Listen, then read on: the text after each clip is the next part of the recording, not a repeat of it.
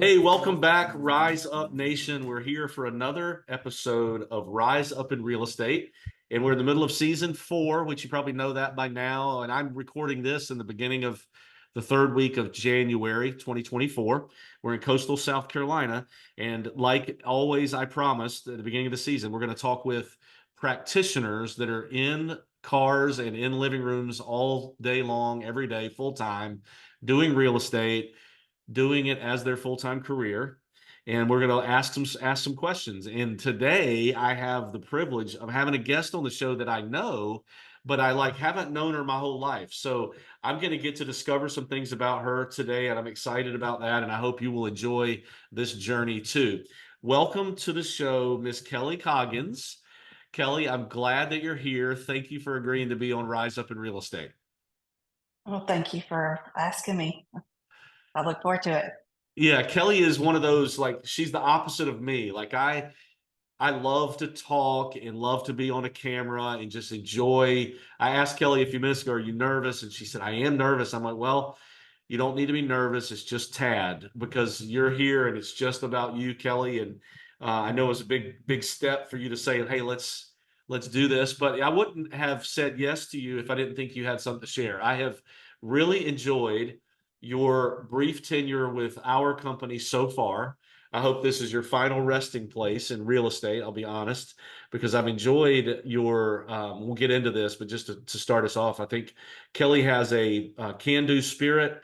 She has committed herself to hard work. She's not afraid of change. She is very personable. She's always plugged into classes. I've seen you on several occasions staying after class, helping people that needed it. You've just been a joy to have around, and I recognize all of those things. So thank you for being a great asset to Remax. We love having you around. But I want to get started by asking you, where did Kellie start? Like, where were you born, Kellie? And tell me a little bit about your journey to Myrtle Beach, and let's chat for a minute. Okay. Well, I was born in a little old town in the upstate of South Carolina, Gaffney, with the big peach, known as the big butt in the sky. Yeah, that's right. um, so I graduated there. Then I moved to Spartanburg. Met my husband, now husband, at a job working. We worked at the same company. And it just went on from there. We had two beautiful children, and we had always said that we wanted to live on the coast. Well, we visited Myrtle Beach since we both were little, so it was kind of home to us. We kind of knew it. Um, so the opportunity arose that my husband was able to take a job down here at Roy Georgetown Tech. And so there it all began in 2 weeks. We were like, oh, okay, he's leaving. uh, my daughter and I stayed up at in the upstate, finished her senior year. We came down here in 2018, had bought a house, and that's how we got here. I was able to keep my job that I've had for 25 years and work remotely because I worked with El Salvador and Honduras. So it was easy to do remote. And then all of a sudden, COVID hit. Um, El Salvador, Honduras shut down. We shut down.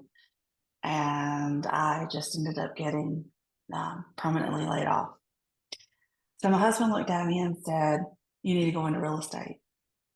And I said, "What?" I said, "Really?" He said, "Yeah."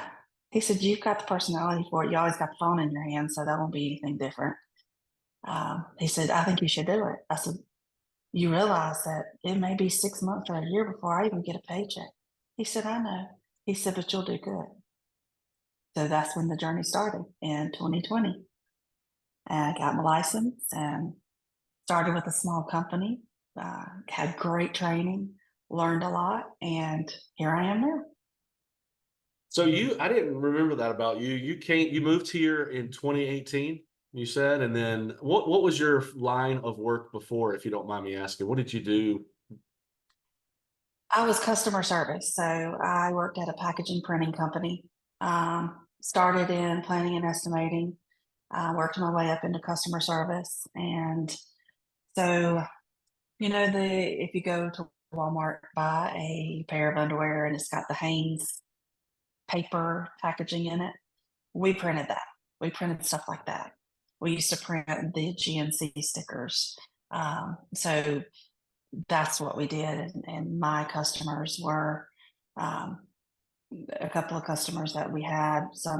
One of them worked in all kinds of stuff. I mean, we had China, we had facilities in China, we had facilities in El Salvador, or partnerships, I should say. So that's what I did.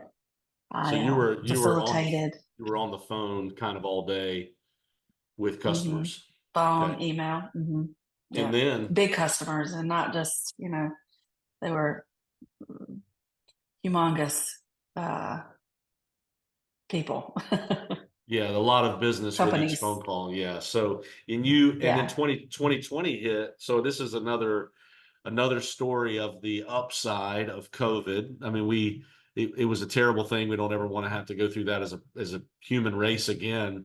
But a lot of people, it led them to either move somewhere they should have moved a long time ago, or take a job maybe they should have taken a long time ago. And you might be that person, right? Your husband, it's interesting. Your husband must be a pretty cool person. I mean, he just has total faith in you and said, honey, go do it. Is that right? yeah. That's pretty much what it was. And I hadn't even thought of it. I hadn't thought of real estate. Um, uh, didn't even cross my mind. And he said, "You should go do it." And I was like, "Well, I got to go buy a computer. I got to go have it." I didn't have any of that stuff. I had to send it all back when I got laid off. So it was, I don't know, it was just okay. This is scary. I don't know what the housing market's going to do. Is people going to start moving here, or is it going to be like 2007, 8, and everything just halt for a couple of years? It was just very, we didn't know what was going to happen. So it was definitely a leap of faith that I took when I did this. So you started back then in 2020, and how you warned him, which I'm proud of you that you even knew that. Like, we tell every new agent, like, it takes 6 months to a year before you get any traction at all. Let's be realistic about it. We tell everyone we'd love you to have 6 months of reserves, etc. We should start saying a supportive spouse, like Kellie's spouse. But we always like to tell them that. But how long did it take you before you would get any traction at all? Did it take that whole 6 months, or did it happen quicker? It happened quicker. I got my license, and like within that same month, my neighbor came to me and said, "I'm moving back to New York. Will you list my house?" Um, my first ever transaction was dual agency. I had both sides, which was very scary. Oh my goodness. um, yeah. And then my first year, well, I started in November of 2020, so nothing happened, obviously, in 2020. But had my first closing in February, and in all, I think I did 5 million that year and closed 15, I think. So Wow. And were most of those from what was your breakdown as far as where the business came from in your first year out of the 15? Were they mostly your sphere of influence? Were most of them cold leads? How did you get that business? they were leads. Our company, the company that or brokerage I was with, did provide leads, and so the majority of them were paid leads. I did have a few sphere in there, but being from not being here, I didn't really have that big of a sphere. Um, but I had two people from back home that bought down here, so you never know. Yeah, you must be. I mean, this is obvious, but you're very likable. Like, you're a very unassuming person, at least knowing you initially. I'm not your best friend, so maybe when you become best friends with someone, you become different. But you're very likable and very approachable. I'm not surprised your neighbor would say, "Hey, would you list my house?" I know you just got your license, but tell me what it like. You were a new agent, but I say this to people, like, you were a new real estate agent, but you weren't a new human being. You knew how to talk Right. to people, you knew how to sell things, you knew how to provide good service because of your previous job. But tell me how long it took you to feel comfortable in the real estate seat. Were you comfortable right away? No, it took me, and see, I have a very soft heart too. So people telling me no or sounding like they're mad at me, it took a lot to get over that. Um, you know, um, I don't know. I'm like, they don't like me. They don't like me. It's like, no, that's not it. They don't know you. So it took me a little bit to get over that. Once I got over that, I was good. But I think by the first year, I had a good understanding, and I noticed a difference starting the following year. So in 2022, I felt like I had it together. I felt like I had the confidence to do, um, and knew what I was talking about. So, Hmm. and you could tell it through the confidence that I had when I talked. So that was a big thing. And then it's just evolved from there. So that was about 16 or 17 transactions in. You kind of felt comfortable, which is probably Yeah. I usually see 12 or 13. You haven't seen everything because man, you still see new stuff every single day, don't you? But you feel like Oh yeah. you've seen a majority of the situations, especially if you started out dual agency. That's so funny. Yeah. Yeah. That was crazy. I bet you But were yeah, I scared to mean, death. You were scared to death. oh yeah, because I didn't want to say anything wrong and I was always going to my broker in charge saying, okay, this is what's going on. This is what's going on. So, okay, we'll say this. You can't do this. You can't do this. I'm like, okay. So, but yeah, it was a little nerve wracking, but I made it through it. Made it through a irate client who bailed a week before closing, and it wasn't anything to me, or it was just their deal, and it ended up being quite the ordeal. The broker in charge had to get into it, and so that was in March of my first full year. So 4 months into it, I had this crazy client, and I learned a lot from that as well. Yeah. And so now that was 2022. You started kind of hitting your stride. Was your Mhm. 2022 better than 2021? Yes, 2022, I did 30 transactions and 8 mil, I think, Okay. And was then, my. yeah. So we're in coastal South Carolina. If I didn't say that already, our average purchase price is what is yours like in the low 200s, about 30, I think it was around 250. 250? I Okay. think it So, averaged in between 250 and 275. I can't remember exactly. okay. So that's a great year. You were a busy beaver. That's a lot of transactions. You certainly had hit your stride by that point. Um, Oh After yeah. that year, how was 2023 for you? 2023 started off really strong. Um, I think by the time I had left that brokerage to join Remax in April, I think I had 13 in the books so far, that were either had already closed or not closed yet. Um, then obviously it took a downturn, and in that downturn, as the interest rate started going up, I dove into myself and was like, okay, so now I've switched brokerages. I've gone from one brokerage who gave me leads and came to another brokerage that didn't give me leads. And so I was doing everything that I knew to do to be able to bring those leads in and to be able to convert. Um, and then by the time, I guess, August hit, I had it. It was back up and running and going. I think I ended up closing 24, 25 between North and South Carolina, and right at 7 million, I think.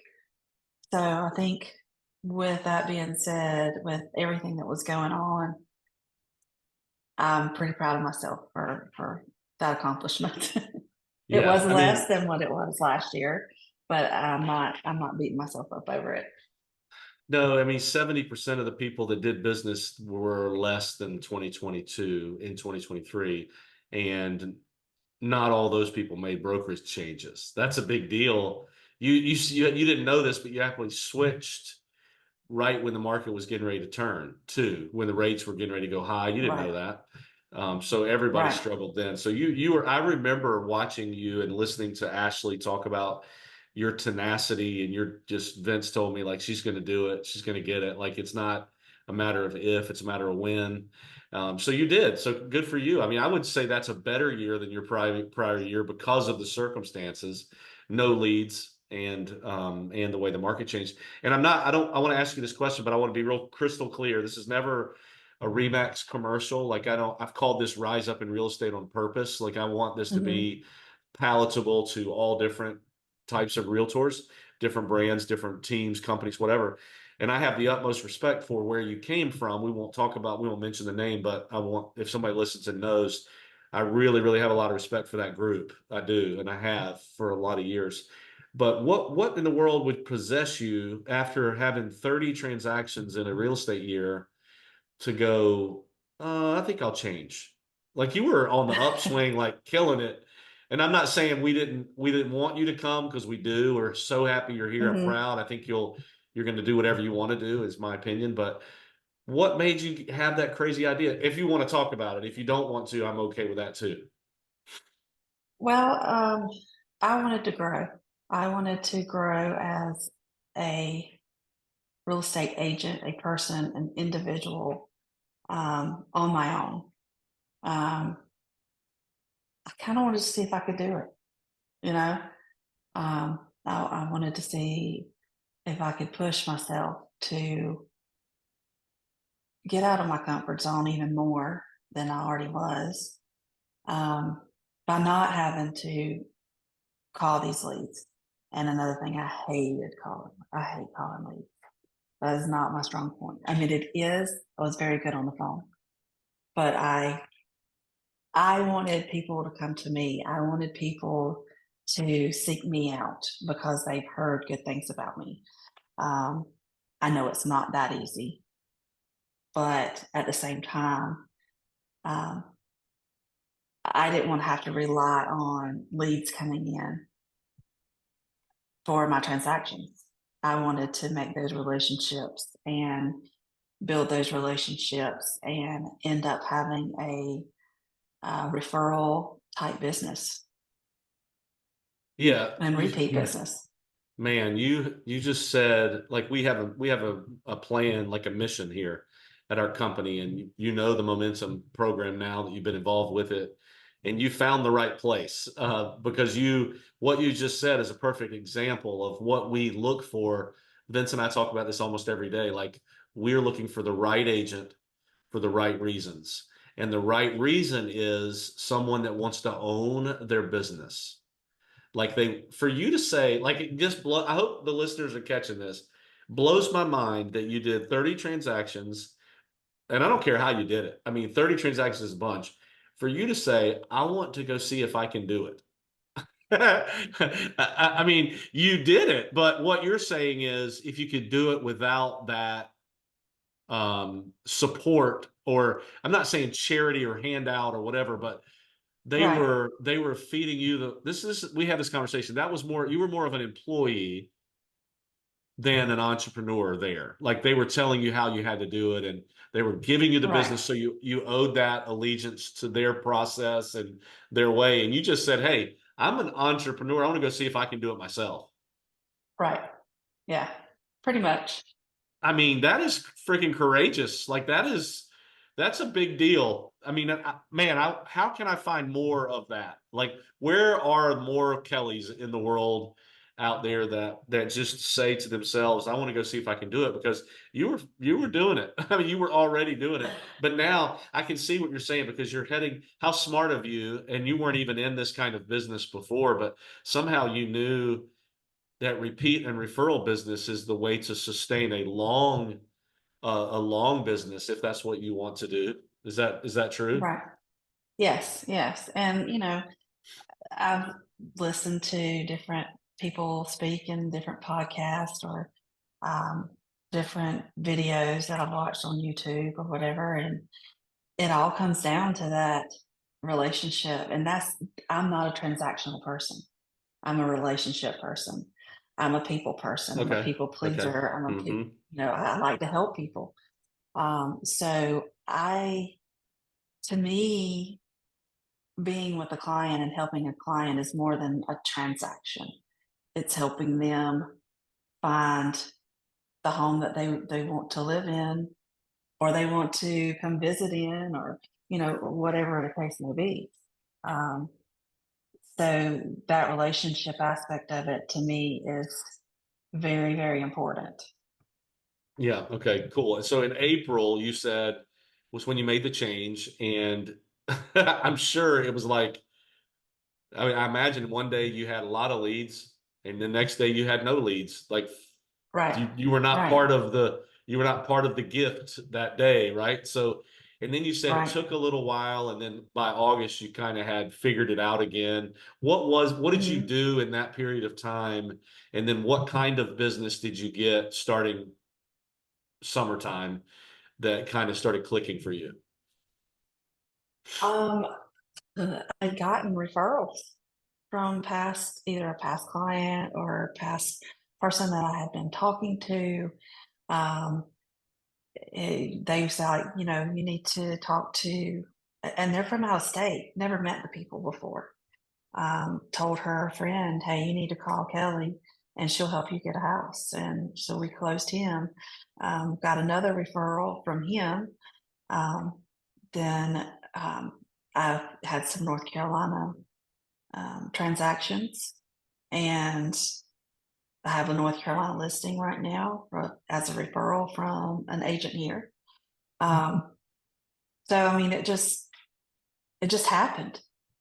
Um, Calling, and trying to talk to my past clients. I don't know. I don't really know exactly what I did, but whatever I did, it worked. Well, let me tell the listeners what I saw. Every time I went to something, you were there. Every time I went to a class, you were there. Every time I saw you were on Zoom. Um, every time I talked to Ashley, who is our director of agent development, she said you were around. I saw you helping people that needed it. Isabella and I mean, I could name several that I saw you sit with in the Carolina Forest Training Center. Um, it's funny you say I don't know what I did. Well, you did everything. Like you probably you probably took the time that you were using to make phone calls and you started doing other productive activities that Ashley was suggesting or that you thought of. And I'm not surprised it led to repeat referral business because that's what happens. Let me ask you this, and this I don't know the answer to this. It might be something I don't expect. Do you feel any differently emotionally from not having to make phone calls every day? Yes, it's Tell me almost about that. liberating. Um, I don't feel chained to my phone, or oh my God, I didn't make my 50 phone calls, or 100 phone calls, or whatever it was that day. I have to make it up tomorrow. I didn't. I don't know. I just felt free. That's. I felt free. I felt no pressure. The stress level had it was super high, to the point where I was breaking out in hives. I could not figure out why in the world I'm breaking out in hives. As soon as, like, a couple of days after I didn't have to do that anymore, didn't have to worry about that, they were gone. So I was like, okay, I made the right move. That just told me the stress that put on me um, took its toll, and I couldn't do it anymore. Yeah, and it's important to note that that same feeling of freedom and liberation wouldn't be true for everyone. Like some people fit that model perfectly, and I want to be real clear that Right. I've seen folks that just what we do and what our model is you generate for yourself. We say this all the time. We're gonna teach you how to catch your own fish. We're not just gonna feed you fish dinner every night or give you fish. So eventually, like it's kind of liberating. Eventually you won't need us anymore. Like you'll have your own robust business. We want you to always need us and want us, and that's why we have somebody like Harmony, we have somebody like Ashley and Katie and Rennie and the whole staff we have here. But eventually we want you to be able to stand on your own 2 feet and have your own business. But some people can't handle the stress of that. Like you have a Right, unique quality in you that you said it a minute ago, like I just wanted to see if I could do it. That is like that's an entrepreneurial spirit, if you understand what that word means, that's inside of you that's not going to rest if you're following somebody else's blueprint. But for some right. people it works. Um, and they would break out in hives if they had to do it this way. Yeah, yeah, they probably would. You know, and there are some people even in our company that their way of doing business is making phone calls. Like Mike Fiebernitz is a great example. Jeff Bueller, Mark Guin when he was here, just people that decide they're going to hammer the phones and that's going to be what they do, and they like it, Right. and there's nothing And wrong with seeing that. the thought of that makes my stomach turn. Yeah, well, I And can see why you're so good with people. Like you can't. That's not a relationship. right, It can lead right. to I feel one. like a salesperson. Mm-hmm. Mm-hmm. Yeah, I feel like a salesperson, and that's the last thing I want to be is a salesperson. So Right. I've got some clients now that um, appreciate that about me. You know that I tell them, okay, well, hey, I'll take you to look at whatever you want to look at. So and so didn't take them to look at this property somewhere, and 2 days later, it was gone. Um, that agent felt like that they wouldn't like that home, and she wasn't going to take him. And I said, what? And I said, no, no, no.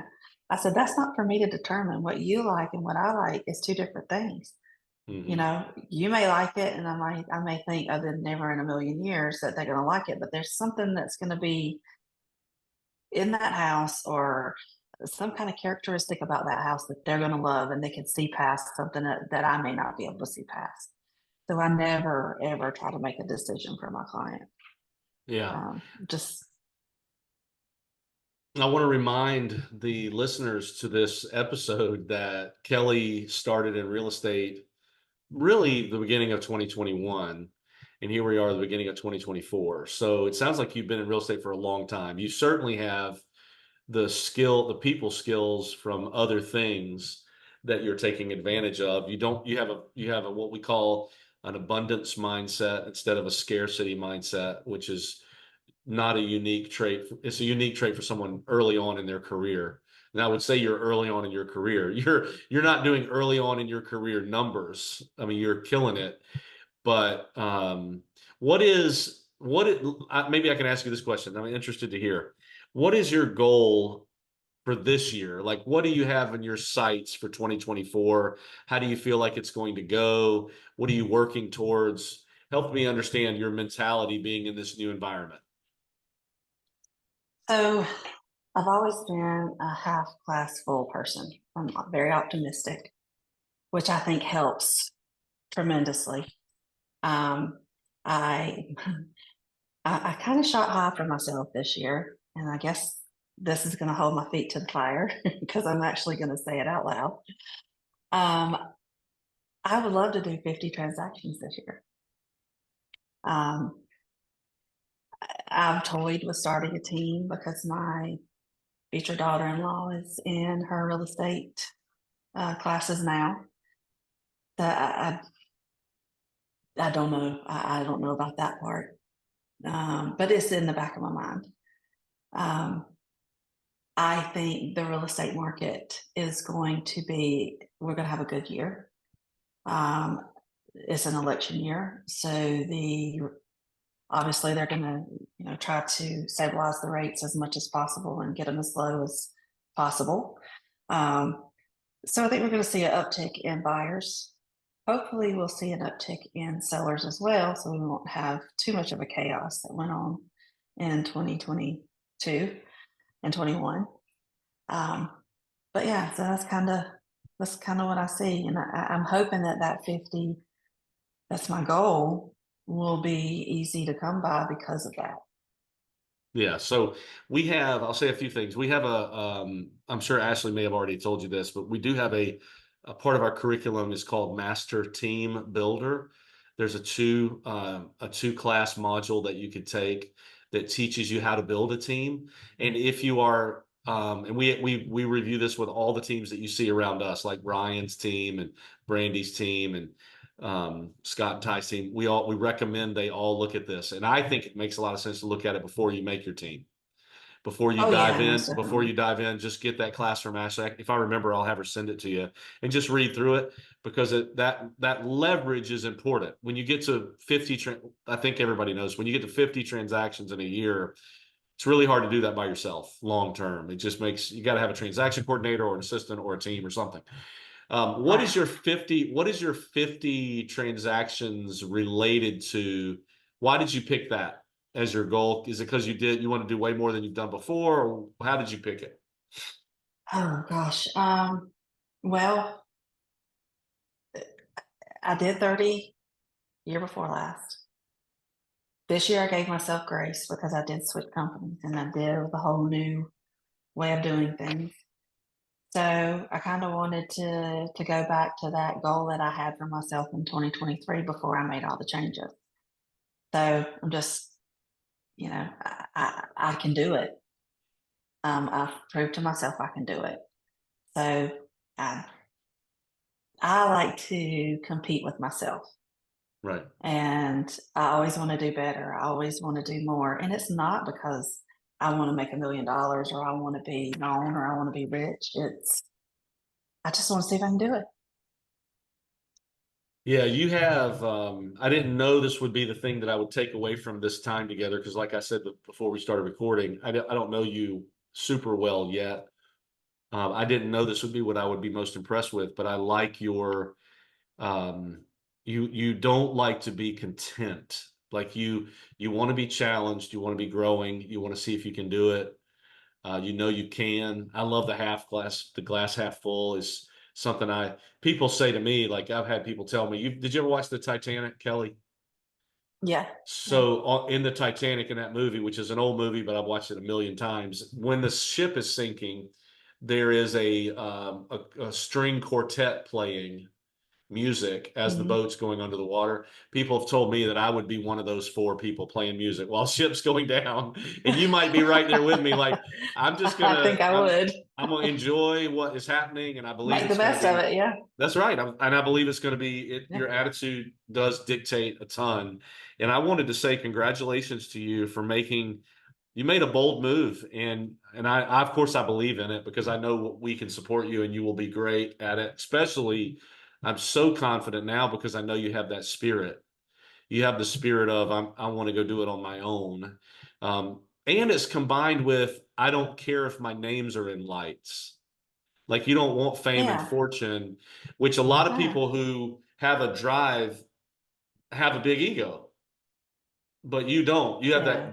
that beautiful combination of you're a lot like Ashley. Ashley's super driven, but she is so humble and so I'm gonna do whatever I can for anybody that I can.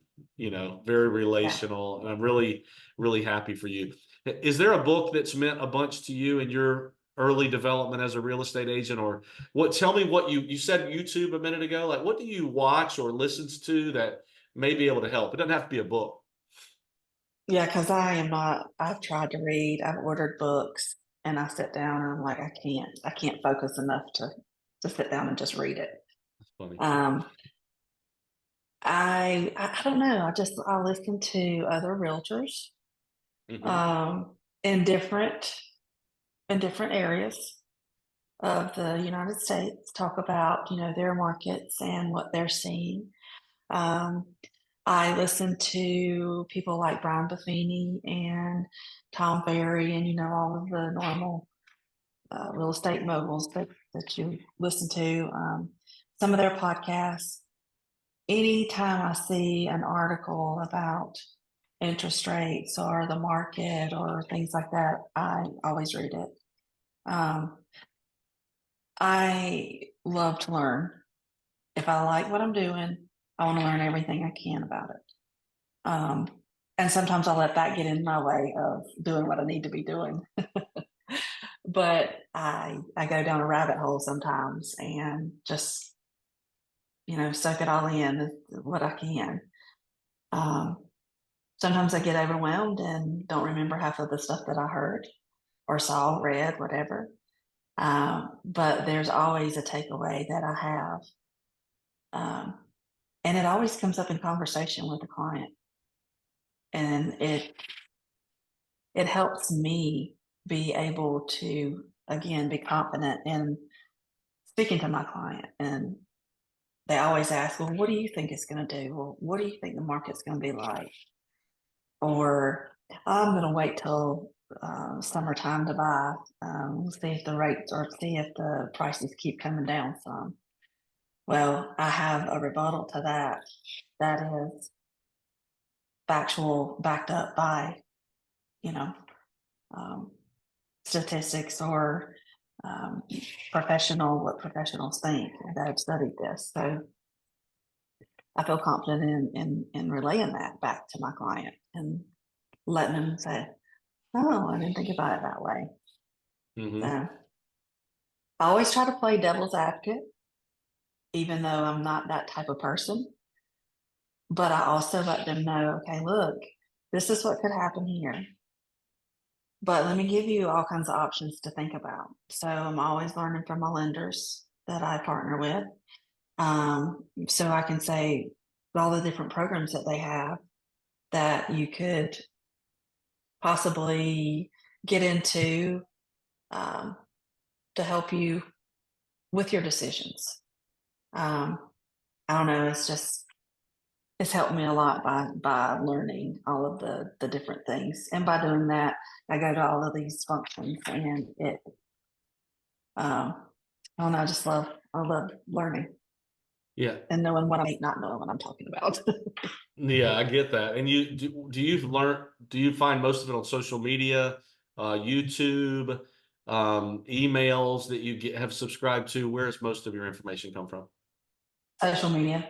Social media? The Okay, cool. some of the realtors I follow or the groups that I follow, um, I'm in some of these real estate groups and they'll post crazy things that's happened to them, and I tend to read the comments to kind of see how people would respond to whatever that um, instance that poster had.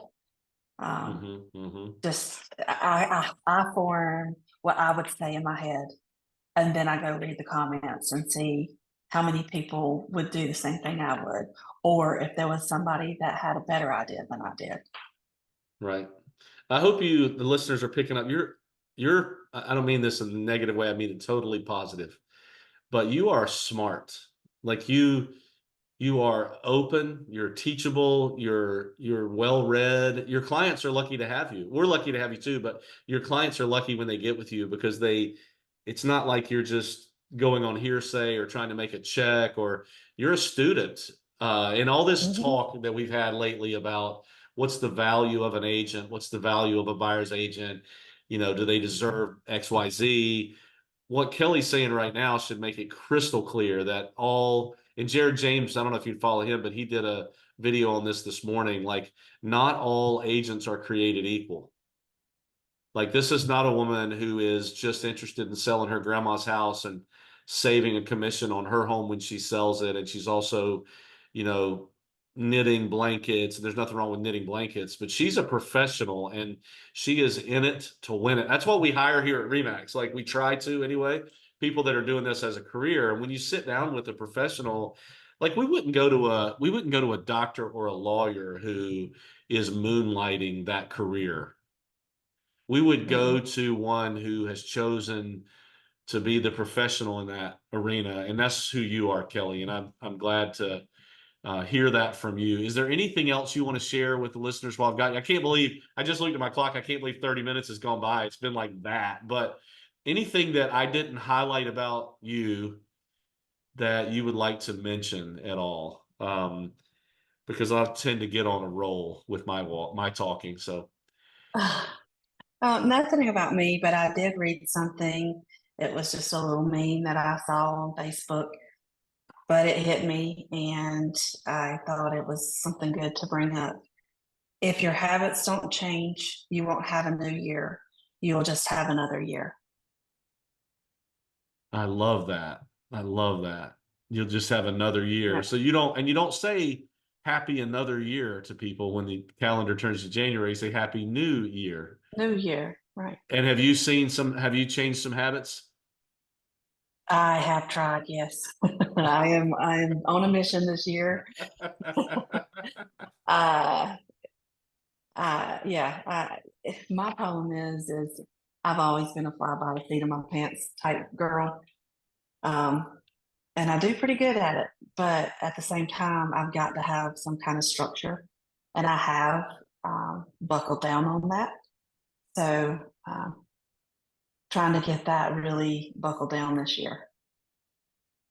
That's awesome. I think you'll do it. If you stay present, like you stay around, you're in the office. I see your beautiful office got painted today, and I'm looking at that. If anybody's watching this video, I love that color.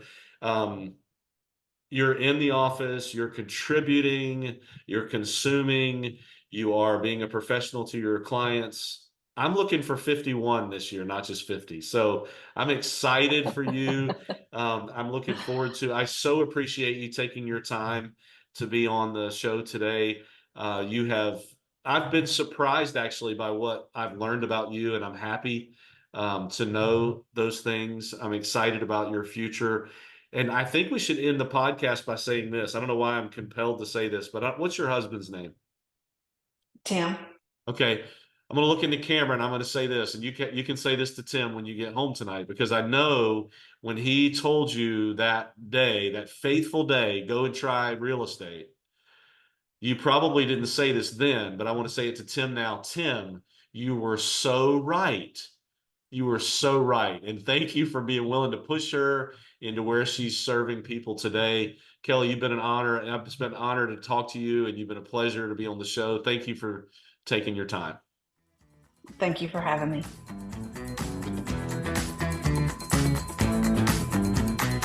Well, hey, that's a wrap, folks. Thank you so much for listening to Rise Up in Real Estate. If you liked hanging out with us today, please find us on Facebook, Instagram, and YouTube at Rise Up in Real Estate. Also, follow us right now on your favorite podcast host to hear more episodes. We really appreciate you spending some of your time with us. And until next time, let's do each other a favor and all help each other rise up.